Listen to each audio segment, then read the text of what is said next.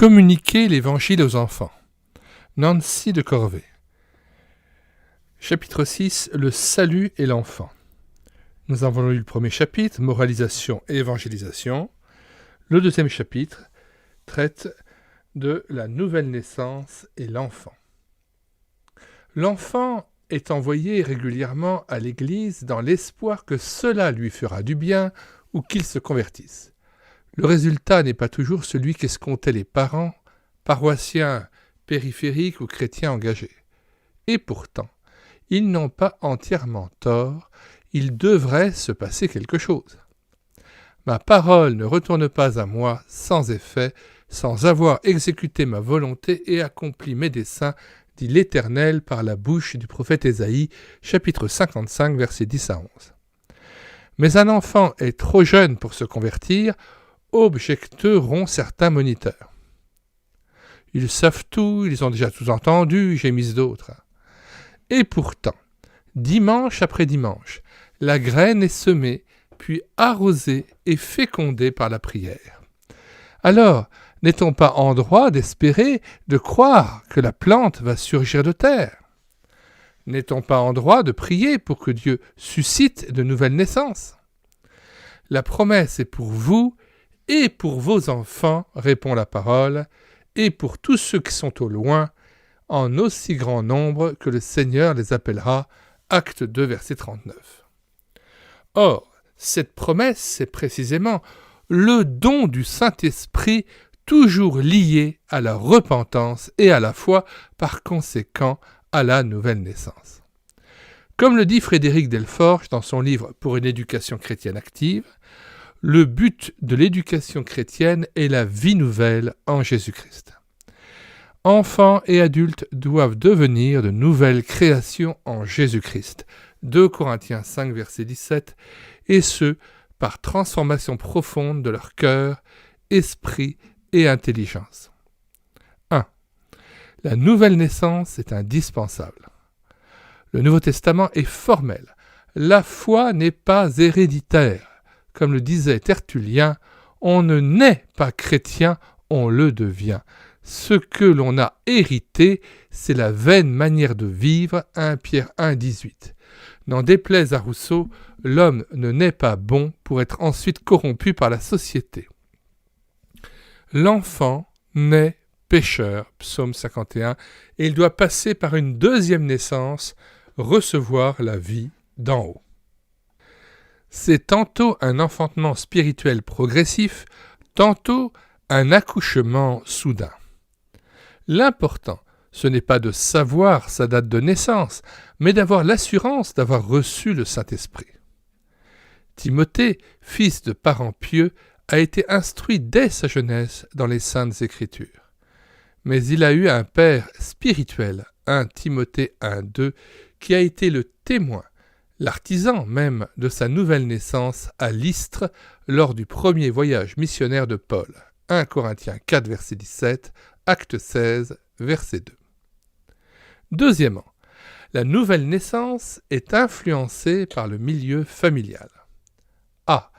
Positivement. Le jeune Timothée avait été instruit bibliquement dès son plus jeune âge, mais ni la foi de sa grand-mère, ni celle de sa mère n'était un garant automatique de sa conversion future. Pourtant, Dieu se plaît à redoubler la bénédiction des parents chrétiens sur les enfants en les associant au royaume. Un petit astérisque, l'étude d'Henri Blocher, moi, oui, vous. Retour au texte, mais c'est un pur effet de sa grâce. Dans l'Ancienne Alliance régnait le concept de la solidarité où l'enfant entrait dans la communauté de foi par l'identification avec le Père. Note en bas de page, Children and Conversion. L'enfant dans la communauté de l'Ancien Testament.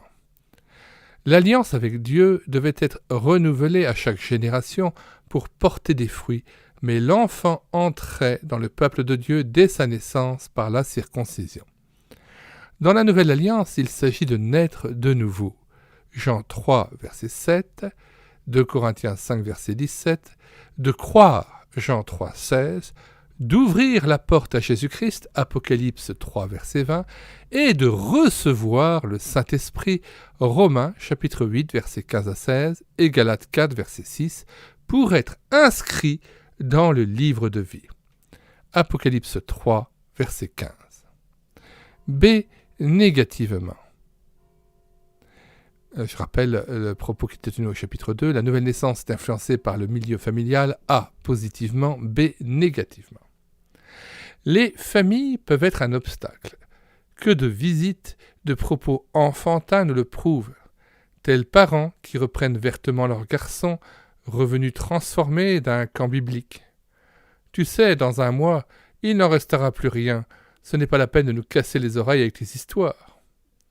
Comme le dit le psychologue Thierry de Saussure, lorsqu'on dit à un enfant pour la première fois que Dieu est un père, il est bien évident que l'enfant ne dispose, pour appréhender Dieu dans sa paternité, que des expériences qu'il a vécues personnellement avec le premier être à qui l'éducation lui a appris de donner le mot de père, c'est-à-dire papa. Cette image profonde bien souvent sert d'alibi, non seulement pour ne plus entendre ce que l'Église prêche sur Dieu, mais également pour arrêter définitivement leur position à l'égard de la religion. Encore une étoile en bas de page. Éducateurs et éducatrices clandestins, exposé fait le 22 septembre 1966 au 7e congrès des écoles du dimanche des pays latins. Troisièmement, la nouvelle naissance nécessite une maturation de la conscience. Le petit enfant est entièrement dépendant de sa mère et traduit tout en impression. La formation de sa personnalité va aller de pair avec l'acquisition de son indépendance et de son raisonnement. Nous avons vu dans l'étude Étapes et évolution que l'enfant subit cette transformation des relations vers l'âge de 9 ans. Or, la nouvelle naissance est un acte qui, sans renier la dimension sentiment, touche tous les facteurs de l'être et ne repose pas uniquement sur l'émotion. L'enfant doit donc être une personne responsable puisqu'il prend une décision qui engage son moi. Il doit être capable de concepts abstraits pour ne pas avoir une notion moralisante du salut. Les anglo-saxons parlent de l'âge de la responsabilité. La Bible ne fournit pas de règles. Toutefois, il est intéressant de noter que la première indication sur le ministère du Christ est donnée lorsqu'il a l'âge du bar mitzvah. Dans la tradition juive, un enfant devient enfant de la loi, bar mitzvah, à l'âge de 12 ans. Or, c'est précisément l'âge de la responsabilité. Dans le « oui » des tout-petits, il s'agit plus d'une imprégnation que d'une décision dans le sens adulte. Regrettablement, il y a à notre époque un gonflement sentimental de la conversion. En étoile en bas de page, lire Amour et Occident, Denis de Rougemont, Union Générale d'Édition 1972. Retour au texte. Voici ce que dit Henri Blocher concernant cette maturité en rapport avec le salut. Entre sa naissance et sa régénération, si Dieu veut bien l'opérer en lui, le statut de l'enfant ne se confond pas purement et simplement avec celui de l'adulte incrédule. Pour l'Écriture, en effet, l'enfant n'est pas un adulte en modèle réduit. L'enfance se distingue qualitativement de la maturité.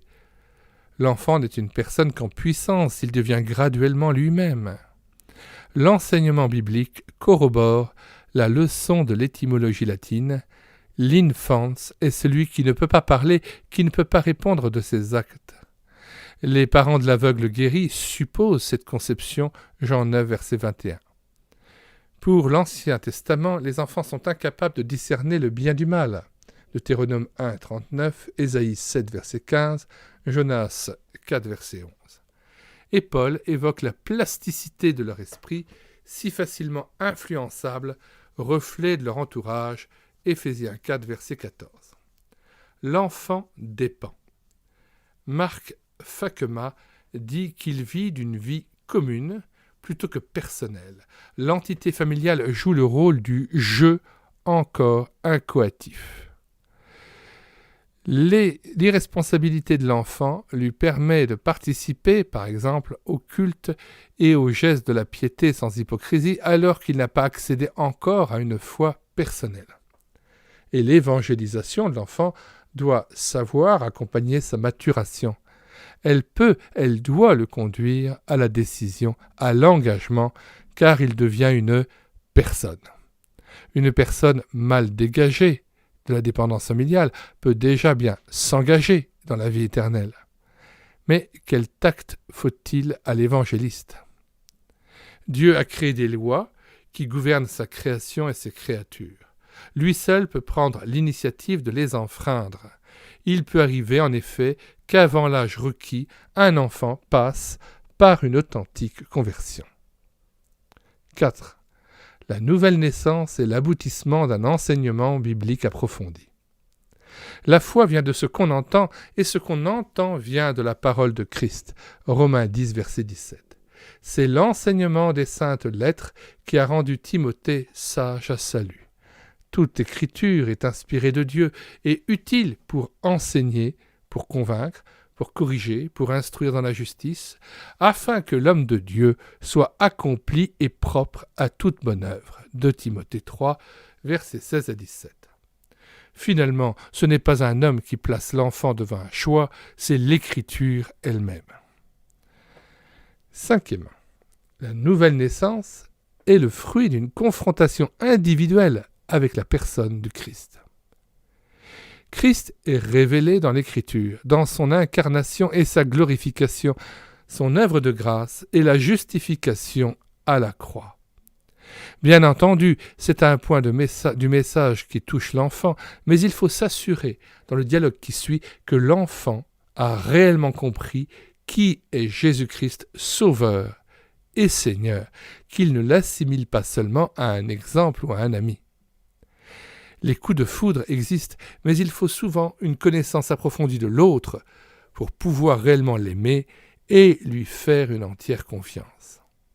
Cela explique aussi la difficulté qu'ont des enfants de chrétiens à dater leur conversion, car ils ont grandi dans une révélation progressive, ajustant au fur et à mesure leur connaissance du Christ dans l'obéissance par la grâce du Saint-Esprit. 6. La nouvelle naissance n'est pas stéréotypée. Il n'y a pas de schéma de conversion dans la Bible. Nous avons vu au contraire que toutes les rencontres avec le Christ sont différentes. Chapitre 4, à la découverte des autres. Chaque individu est unique. Chaque révolution intérieure est unique, chez l'enfant comme chez l'adulte. Toutefois, comme pour la naissance physique, il y a des éléments constants, des symptômes qui ne trompent pas. Un désir profond de mieux connaître la personne et l'œuvre du Christ. Une révélation du péché qui est très souvent moins dramatique chez l'enfant que chez l'adulte, parce que les mauvaises herbes n'ont pas eu le temps de prendre de trop grandes dimensions. Un rayonnement et une joie de servir. 7. La nouvelle naissance est un commencement. Moins spectaculaire que certaines conversions d'adolescents, la conversion d'enfants n'en est pas moins authentique, car elle est l'œuvre du Saint-Esprit, et non celle d'un homme ou d'une femme à la personnalité attachante. J'ai relevé ce témoignage dans le numéro d'octobre 70 de l'Actualité missionnaire. C'est au sein de la paroisse libre de Bienne, en Suisse, K.S. a reçu sa vocation missionnaire à l'âge de 9 ans. Il ne s'agissait pas d'un feu de paille. L'orientation de sa vie l'a prouvé. Le Seigneur a promis d'achever l'œuvre qu'il commençait, Philippiens 1,6. C'est notre responsabilité comme moniteur de veiller à la croissance spirituelle de l'enfant. Personnellement, j'ai correspondu encore récemment avec mon ancienne monitrice d'école du dimanche.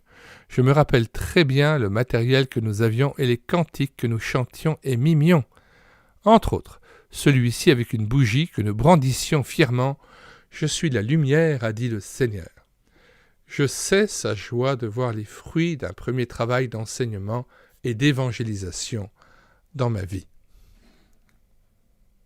Dans la prochaine capsule audio, nous lirons le chapitre 3 de cette 6e partie, à savoir la responsabilité du moniteur. Au revoir et à bientôt.